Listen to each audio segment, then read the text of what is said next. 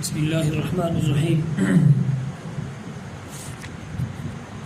ایاما معدودات فمن كان منكم مريضا أو على سفر فعدة من أيام أخر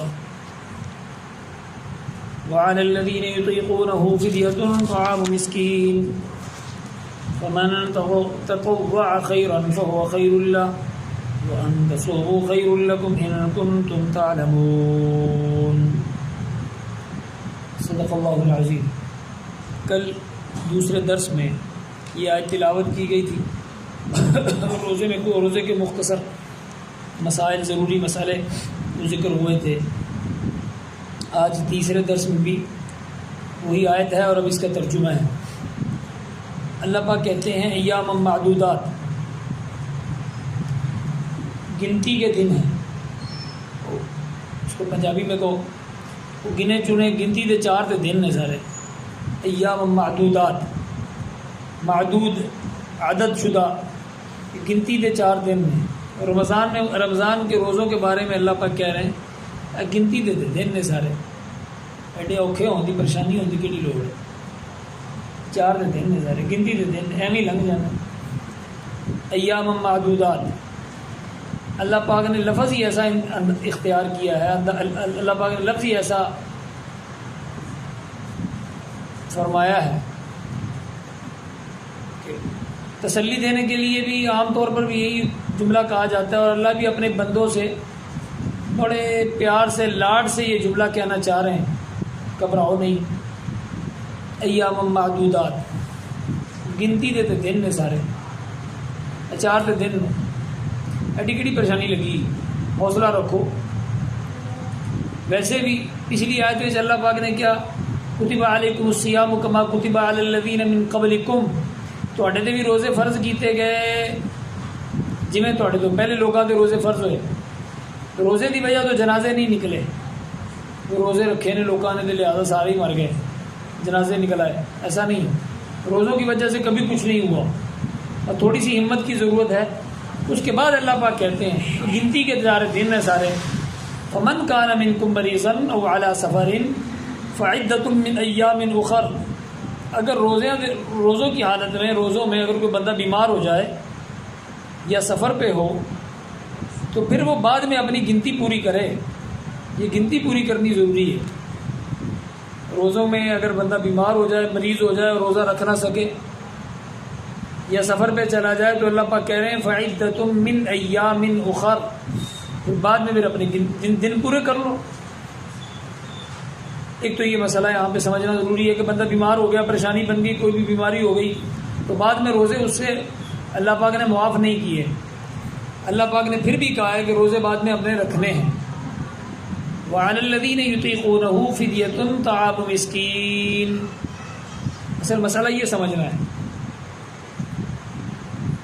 کہ اگر کوئی طاقت نہیں رکھتا روزے کی تو پھر ایک مسکین کا کھانا وہ کھلا دے، یہ اس کا فدیہ ہے۔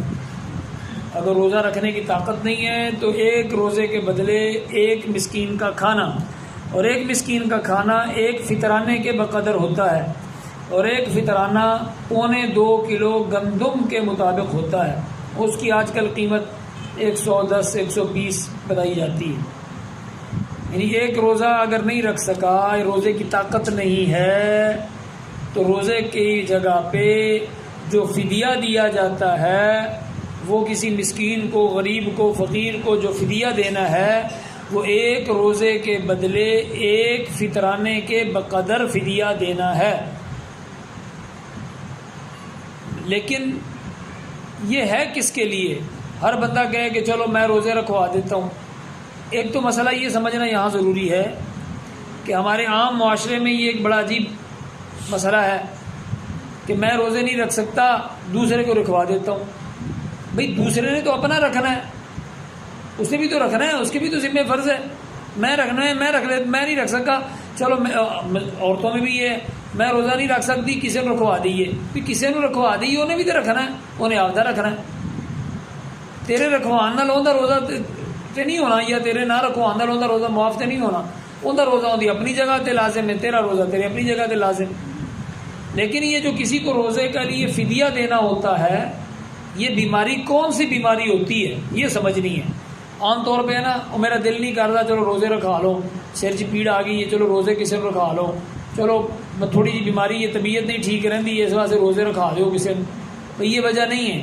اگر یہ وجہ ہوتی تو پھر اللہ میاں پہلی آیت پہلے حصے میں یہ نہ کہتے کہ اگر تم میں کوئی مریض ہو جائے تو بعد میں اپنی گنتی پوری کرے۔ اس کا مطلب ہے کہ مریض ہونے یا بیمار ہونے کی وجہ سے روزے معاف نہیں ہوتے، یا سفر پہ چلے جانے کی وجہ سے روزے معاف نہیں ہوتے، بعد میں اپنے روزے پورے کرنے ہیں۔ وہ کب کرنے ہیں؟ جب ٹھنڈے دن آ جائیں تب کر لو، چھوٹے دن آ جائیں تب کر لو، جب طبیعت میں آرام آ جائے تب کر لو، صحت مندی آ جائے تب کر لو۔ بہرحال روزے اللہ پاک نے جو مقرر کیے ہیں، یہ لازم کیے ہیں، فرض کیے ہیں، ان کو پورا کرنے کا اللہ پاک نے حکم دیا ہے۔ اچھا، یہ جو فدیے کی اجازت ہے کہ اگر کوئی طاقت نہیں رکھتا تو وہ فدیہ دے دے، تو یہ کون مراد ہے؟ یہ وہ مراد ہے جس کو کبھی بھی روزہ رکھنے کی ہمت نظر نہ آتی ہو، ہمیشہ وہاں سے بیمار ضعیف ہو گیا، بہت کمزور ہے، بہت ضعیف ہے، یا بہت بیمار ہے، یا ایسی حالت ہے کہ وہ رمضان کی، ابھی تو گرمی ہے، گرمیوں کے بعد بھی نہیں رکھ سکتا، ایسی حالت ہے کہ بندہ کہے جی سردیوں میں بھی نہیں رکھ سکتا، زندگی میں رکھنے کی امید ہی نہیں ہے، اس بندے کے اندر طاقت ہی نہیں ہے کہ دوبارہ زندگی میں کبھی روزہ رکھے، اس آدمی کے لیے ایک روزے کے بدلے میں ایک فطرانے کا فدیہ ہوتا ہے۔ ہر آدمی کے بدلے میں ایک فطرانہ، ہر بندہ ذرا کہ میرے سرج درد ہے لہٰذا میں فدیہ دے دوں گا، اگر یہ معاملہ ہوتا تو پھر پچھلے حصے میں اللہ پاک یہ نہ کہتے کہ روزے پورے کریا کرو اپنے۔ اس واسطے اس کے باوجود اللہ نے پھر فرمایا وَعَلَى الَّذِينَ يُطِيقُونَهُ فِدْيَةٌ طَعَامُ مِسْكِينٍ، کہ اگر تمہیں طاقت نہیں ہے، اگر وہ لوگ جن میں طاقت نہیں ہے روزہ رکھنے کی، تو وہ ایک مسکین کا فدیہ دے دیں۔ فَمَن تَطَوَّعَ خَيْرًا، اگر وہ بھی جن کو فدیے کی اجازت ملی ہے ان کے لیے اللہ کہتے ہیں فَمَن تَطَوَّعَ خَيْرًا فَهُوَ خَيْرٌ لَهُ، جو کوئی رکھے گا وہ اس کے لیے وہی بہتر ہے۔ وَأَن تَصُومُوا، تم روزے رکھو، خَيْرٌ لَكُمْ، یہی تمہارے لیے بہتر ہے، ان کنتم تعلمون، اگر تمہیں علم ہے، اگر تم جانتے ہو، اگر تمہیں پتہ ہے، اگر تمہیں سمجھداری ہے، عقل مندی ہے، تم سمجھدار اپنے آپ کو سمجھتے ہو، تو پھر وَأَن تَصُومُوا، پھر روزے لازمی رکھو، خَيْرٌ لَكُمْ، اسی میں تمہاری بہتری ہے۔ اب یہ جو عام طور پہ ہمارے معاشرے میں چل پڑا ہے نا، ذرا بیمار ہوا تو روزہ رکھوا دیا، ارے ذرا بیمار ہوا کسی کو روزہ رکھوا دیا، یہ اصول نہیں ہے، غلط ہے۔ یہ اس کے لیے اجازت ہے جس بندے کو کبھی بھی زندگی میں روزہ رکھنے کی امید نہ رہے، زندگی میں کبھی بھی بس بیمار ہو گیا، گہری بیماری لگ گئی، یا بوڑھا ہو گیا تو بہت بوڑھا ہو گیا، یا ایسا ضعیف کمزور ہو گیا کہ وہ ہمت طاقت ہی نہیں رہی اس میں، اس کے لیے پھر اجازت ہے۔ پھر یہ سردیوں میں نہیں رکھ سکتا، ٹھنڈے دنوں میں بھی نہیں رکھ سکتا، صحت مند ہونے کی امید کوئی نہیں ہے، چانس ہے کوئی نہیں، لہٰذا آپ اس کے لیے ایک روزے کے بدلے میں ایک فدیہ دے دو۔ لیکن اگر کوئی بندہ صحیح ہے، صحت مند ہے، اور وہ رمضان میں بیمار ہو گیا یا ہمت نہیں پڑ رہی، تو گرمیاں لگ رہی ہیں تو سردیوں میں رکھو، پورے تو کرنے ہیں، بہرحال یہ تو پورے ہیں، یہ تو ذمہ داری ہے، اللہ کی طرف سے حکم ہے، تو جس کا کھایا ہے اس کا حکم پورا کرنا ضروری ہے۔ اسی طرح عورتوں کے معاملے میں کہ اگر عورتوں کے رمضان میں روزے رہ جائیں تو وہ بھی معاف نہیں ہے۔ دیکھو، اگر روزے رہ جائیں، عام دنوں میں بھی اگر نمازیں رہ جائیں تو نمازوں کی اجازت ہے، کوئی بات نہیں، چھٹی، نمازوں کی چھٹی قضا نہیں ہے۔ لیکن اگر روزوں کے دنوں میں اگر روزے رہ گئے تو پھر روزے ادا کرنے ضروری ہیں، روزے معاف نہیں ہیں، روزے بعد میں اپنی گنتی پوری کرنی پڑے گی، وہ اسی طرح پوری کرنی ہوگی جس طرح یہ اب رمضان کے دنوں میں روزوں کی گنتی پوری ہے، اسی طرح روزہ وہاں رکھنا اس وقت بعد میں رکھنا ضروری ہے۔ بہرحال یہ ایک بہت اہم مسئلہ ہے جو عام طور پہ بہت زیادہ مشہور ہے کہ ہر بندہ یہ پوچھتا ہے کہ فدیہ دے دیں، کتنا فدیہ دے دیں۔ تو ایک تو میں نے یہ عرض کرنا تھا کہ ایک روزے کے بقدر ایک فطرانہ۔ نمبر 2، مریض ہو، بیمار ہو، سفر پہ چلا جائے تو پھر بھی واپسی پہ آگے اپنے روزے پورے کرے۔ نمبر 3، اگر روزہ رکھنے کی طاقت نہیں ہے تو پھر فطرانہ دے، مگر اس سے مراد کون ہے؟ یہ وہ آدمی مراد ہے جس کو دوبارہ کبھی بھی زندگی میں روزہ رکھنے کی امید نظر نہ آتی ہو۔ نمبر 4، پھر بھی اگر وہ روزہ اللہ پاک کہتے ہیں اگر پھر بھی یہ روزہ رکھے، فدیہ نہ دے، روزہ ہی رکھے، تو مجھے پسند یہی ہے کہ یہ روزہ رکھے، فدیہ بھی میرے لیے دے رہا ہے، لیکن اگر یہ بھی روزہ ہی رکھے تو میں زیادہ پسند کرتا ہوں. یہ اس کے لیے زیادہ بہتر ہے کہ یہ روزے ہی کو اختیار کرے. اس لیے عام طور پر کچھ درمیان میں باتیں عام طور پہ چلتی ہیں، روزے رکھوا دیے، کسی کو رکھوا دیا، غریب کو رکھوا دیا. اور جس کو دینا ہے فدیہ، یہ اس کو دینا ہے کہ جس کے پاس بالکل کچھ ہمت نہیں ہے، طاقت نہیں ہے، کھانے پینے کا سامان نہیں ہے، اور 52.5 تولہ چاندی کی قیمت سے کم اس کے پاس مالیت ہو. آج کل اس کی قیمت میرے خیال 80-90 ہزار روپے بنتی ہے. جس بندے کے پاس 80-90 ہزار 1 لاکھ سے اوپر مال ہے، نہ اس کو فطرانہ دے سکتے ہیں نہ اس کو فدیہ دے سکتے ہیں. یہ اس کو دیا جاتا ہے جو غریب اور کمزور ہو.